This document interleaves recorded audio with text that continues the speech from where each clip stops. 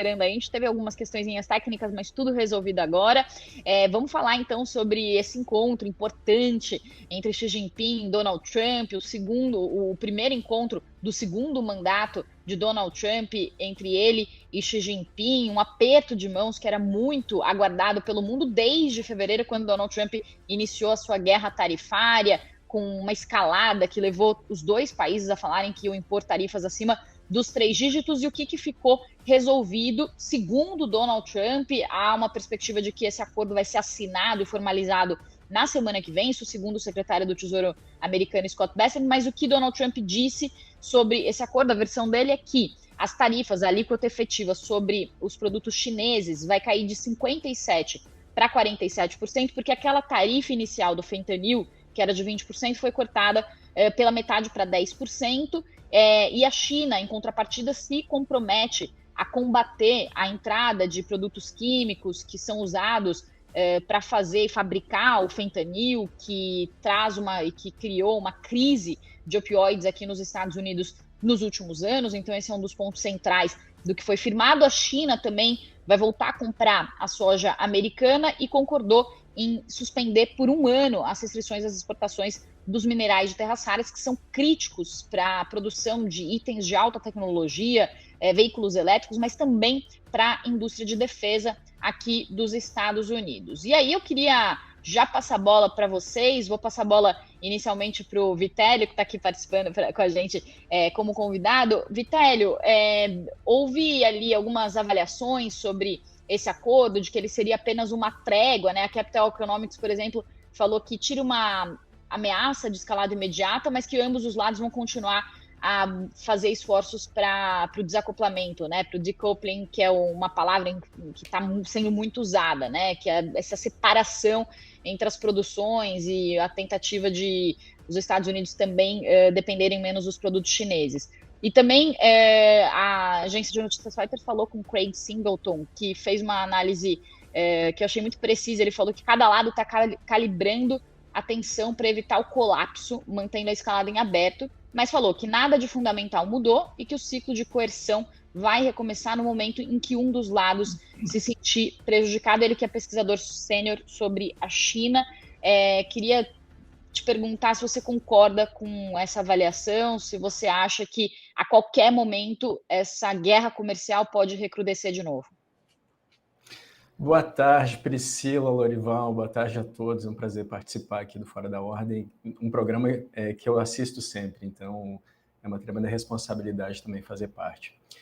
Olha, Priscila, esse acordo, por definição, é temporário, né? O Trump fala que ele tem que ser renovado a cada ano, o que já é melhor do que essa prorrogação que os Estados Unidos faziam com a China de cada 90 dias, suspende tarifa, renegocia a tarifa, prorroga a tarifa.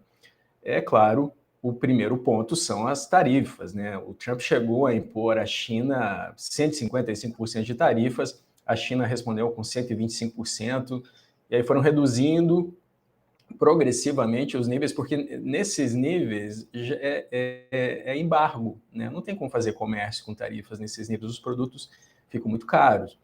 Então, ainda são tarifas elevadas, mas elas não são proibitivas para o comércio. É claro que elas reduzem, né? Elas desacoplam parte do comércio, né? Para usar a expressão da moda, a expressão que você citou. Então, eu vou só enumerar os tópicos, né? As tarifas comerciais, né? Então, tem esse acordo que é sempre volátil, para usar uma palavra diplomática em relação ao Trump. Tem a questão das terras raras, que entrou nesse acordo. Segundo Trump, a China, durante 1 ano, não vai criar restrições para que os Estados Unidos recebam essas terras raras. Lembrando que a China tem o maior estoque do mundo e 90% da produção. O Brasil tem imenso potencial, mas produz muito pouco. A gente não tem a tecnologia. Os Estados Unidos têm essa tecnologia. Isso pode fazer parte das negociações que estão em andamento entre Estados Unidos e Brasil. O outro tópico é comércio agrícola, né? Soja, especialmente. O Scott Bessent, secretário de Tesouro, deu uma entrevista há alguns dias numa TV dos Estados Unidos dizendo que os produtores dos Estados Unidos vão ficar muito felizes nesta temporada, né? Expressão com duplo sentido, já de que desde que a soja começou a ser colhida nos Estados Unidos em setembro, a China não comprou mais nada, vinha comprando soja do Brasil. Veja só, Priscila, no primeiro mandato do Trump, o Brasil substituiu mais de 70%, aumentou em 70% o comércio de soja com a China, substituiu os Estados Unidos. E desde o início desse ano, aumentou em mais de 35% o comércio de soja com a China. Então, o Brasil vinha entrando nesse mercado. O Trump chegou a dizer que gostaria que o Xi Jinping comprasse 4 vezes mais soja dos Estados Unidos do que comprava, né, porque tinha parado. É claro, a China não tem mercado para tanta soja assim, nem os Estados Unidos produzem tanta soja assim. Mas, de fato, aqui o Brasil deve ficar em segundo plano, a China vai priorizar seus próprios interesses, vai comprar mais soja dos Estados Unidos. Tem outro tópico que é o fentanil, né, o controle de drogas, porque existe uma crise de saúde pública nas ruas dos Estados Unidos, você que está nos Estados Unidos deve estar presenciando isso. Eu vi muito fortemente essa crise durante anos, indo e voltando de Boston, e eu vejo pessoas vivendo nas ruas, em locais de inverno muito rigoroso, inclusive, pessoas que estão doentes, né? Essas drogas, elas tornam as pessoas praticamente zumbis, né? E precisam de tratamento e precisa de algum tipo de política que evite que as pessoas consumam, mas que também trate as pessoas. E o último tópico são os chips, né? Então, a China, algumas empresas chinesas vão ter acesso a tecnologias de chips dos Estados Unidos sem tantas restrições, sem embargos, na verdade seria a palavra correta aqui, mas a China já vinha avançando na produção de chips com nanômetros reduzidos, né? A maior parte da produção mundial ainda é da TSMC, uma empresa de Taiwan, usa máquinas de litografia importadas da Holanda, com tecnologias compartilhadas pela Holanda e Estados Unidos, mas a China já vinha avançando nesse sentido, então isso se tornou um ponto menos vulnerável para os chineses. Eles reduziram, se não me falha a memória, acho que o Lorival vai ter essa informação, eles reduziram de 25 nanômetros para 5 nanômetros. Hoje a tecnologia da TSMC vai no sentido de 2 nanômetros, ou seja, os chips são muito, muito pequenos e são impressos, né? Então, esses são os principais pontos, Priscila. É um avanço, mas um avanço que demonstra que realmente quem tem as cartas nesse momento é a China, né? O Trump acusou o Zelensky, né, lá em fevereiro de a Ucrânia não tem carta, o Zelensky não tem carta, e logo depois disso a China diz que produz o baralho. Nessa negociação entre o Trump e a China se percebe claramente que o Trump correu para fazer um acordo com o Xi Jinping, que ele quis fazer esse acordo e que realmente quem está na vantagem de negociação neste momento é a China, Priscila. Lori, um ponto que ficou muito claro foi que durante essa viagem pela Ásia, Trump foi recebido com coroa de ouro, réplica de coroa de ouro pela Coreia do Sul. Lá no Japão, serviram carne americana, arroz americano, em vez do arroz japonês, algo que é muito tradicional para os japoneses. E nesse encontro com o Xi Jinping, que aconteceu em Busan, na Coreia do Sul, deu para ver ali uma contenção muito maior. Trump, por exemplo, na hora do aperto de mãos ali, tentando fazer um aperto de mãos mais efusivo, e Xi Jinping vidrado na câmera sem nem fazer muito contato visual com Donald Trump. E as análises que foram feitas é que, de fato, a China mostrou o seu poder diante dessa tentativa, que começou já no primeiro mandato de Donald Trump, de tentar vencer essa guerra comercial que já acontece há alguns anos entre essas duas maiores potências do mundo. Como você enxerga esse acordo, né, essa trégua nesse momento, e em que momento que esses dois países estão nessa guerra comercial que se inicia ali, acho que talvez em 2001, quando a China entra na Organização Mundial do Comércio, até mesmo convidada pelos Estados Unidos? Há um mês eu capturei esse momento numa coluna do Estadão que eu dizia que a paciência do Xi Jinping foi premiada, né, em contraste com a impulsividade do Donald Trump. E o que, de fato, o que fez essa virada, principalmente, foi o que o Vitelli mencionou em relação aos chips, né, as nanoimpressoras por litografia. Porque, aí, trazendo os números, a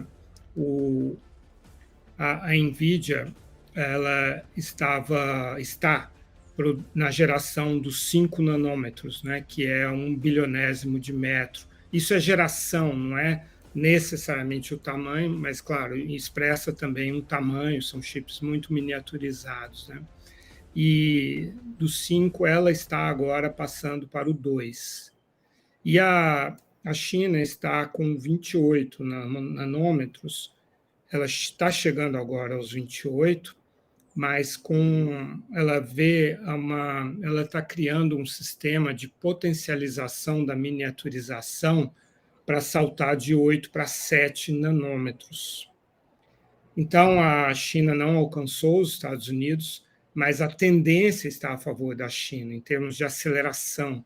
A China está andando mais rápido do que os Estados Unidos, e foi isso que virou o balanço de forças tecnológicas e, consequentemente, comerciais. Então, quando Trump pressionava com a restrição dos chips e a China com a restrição dos minerais críticos, havia um certo equilíbrio. Mas agora a pressão, como disse o Vitelli, dos Estados Unidos com relação aos chips, a China já não está tão vulnerável a essa pressão, enquanto que os Estados Unidos continuam igualmente vulneráveis à pressão da China em torno dos minerais críticos. Então, houve uma mudança no balanço de forças, e isso se expressou nessa cúpula, né? E o Trump fazendo elogios rasgados ao Xi Jinping, só falou, se ele fosse brasileiro, ele chamaria o Xi de Vossa Excelência, eminentíssimo, né? Esses ridículos adjetivos que são usados aqui no Brasil no tratamento, mas ele usou coisas semelhantes, equivalentes em inglês, né? E o Xi manteve a fleuma, né? Porque ele está numa posição de superioridade. E ele conseguiu enquadrar os Estados Unidos naquilo que, historicamente, a China, como império do centro, sempre procurou enquadrar os outros países, que é como nações tributárias que vão visitar a cidade proibida. Então, o Trump anunciou uma ida a Pequim em abril, e o Trump disse que o Xi vai para os Estados Unidos, mas o Xi não disse isso. Uhum. Ele não precisa ir para os Estados Unidos, né? Com relação à soja, tem esse impacto, né, sobre nós. A gente exportou até ontem 102 milhões de toneladas de soja para a China, que a gente bateu o recorde de todo o ano passado e de todo o ano de 23, que foi o melhor ano. Em 23 foram 101 milhões, no ano passado foram 97 milhões, e agora, já faltando 2 meses para terminar o ano, a gente já bateu em 102. E isso é, sim, como o Vitelli disse, efeito de a China comprar mais do Brasil e da Argentina, né? E com relação àquela análise que você citou, Priscila, eu concordo com ela, porque tanto os minerais críticos, que a China praticamente monopoliza, quanto os chips altamente sofisticados, que os Estados Unidos praticamente monopolizam, são a chave da disputa tecnológica, não só no sentido civil, mas também militar, entre Estados Unidos e China. Não é possível fabricar armas altamente sofisticadas e nem produtos eletrônicos civis altamente sofisticados sem minerais críticos e sem chips. Então, na medida em que essa é a tensão entre os dois países, esse vai ser o alvo de disputa, sendo que para trazer os minerais críticos, por exemplo, para um Brasil da vida, que tem a segunda maior reserva do mundo, a China tem 44 milhões de toneladas métricas de minerais críticos, minerais magnéticos e terras raras. 44 milhões. O Brasil tem 21 milhões de toneladas métricas, está em segundo lugar. Uhum. Agora, isso leva no mínimo 5 anos, se é que a gente vai conseguir fazer isso. Os investimentos não foram anunciados, não há nada ainda. Há um início de conversa entre Brasil e Estados Unidos muito incipiente, muito. Então, quando o investimento chegar, que não sabemos sequer se chegará, vai levar no mínimo 5 anos para retirar esses minérios e beneficiá-los, né, e torná-los insumos e matérias-primas para a indústria. Enquanto que eu vejo a China, nos próximos anos, alcançando os Estados Unidos na questão dos chips. Então, a China está, assim, numa posição de vantagem. E tem uma discussão até no Brasil para extração, por exemplo, a discussão da margem equatorial, né? Que o governo brasileiro ele tem uma visão de que precisa haver conteúdo local para fazer esse tipo de extração, por exemplo. E algo parecido pode acontecer com os minerais de terras raras, né? E aí o Brasil está inserido numa competição global com tecnologias para extrair esse tipo de minerais que são altamente avançadas. Então, também vai ter um aspecto político, talvez, nessa questão, e que se o Brasil, dependendo de como ele fizer a licitação e conduzir esse processo político para fazer essa extração, isso também pode atrasar ainda mais ou não esse processo. Eu acho que é uma discussão que a gente pode fazer em um outro momento. O que eu queria trazer aqui, só antes, para falar das participações